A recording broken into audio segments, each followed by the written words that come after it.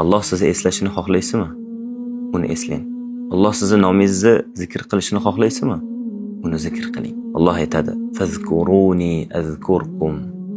Meni eslanglar, meni zikr qilinglar, men sizlarni eslayman.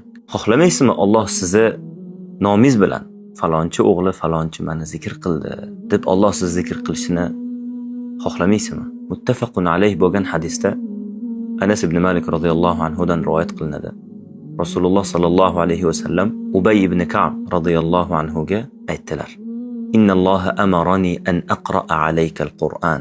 Alloh sizga Qur'on o'qib berishimni menga buyurdi dedilar. Buni eshitgan Ubay radhiyallohu anhu aytdilarki: "Allohu sammani lak." Alloh meni ismimni sizga aytdimi? Shunda Rasululloh sallallohu alayhi vasallam ha dedilar. Fabaka Ubay va Ubay yig'ladi. Qanaqa yig'lamasin Ubay radhiyallohu anhu? Qanaqa yig'lamaslik mumkin? Sizni Alloh nomingiz bilan sizni eslab tursa, sizni zikr qilib tursa, bundan ortiq sharaf bormi? O'sha Ubay ibn Ka'b radhiyallohu anhu butun hozirgi kundagi qorakalarimiz, ustozlarimizni Qur'ondan san'atlari Ubay ibn Ka'b radhiyallohu anhu ga boradi. Qorilar otasi Ubay ibn Ka'b.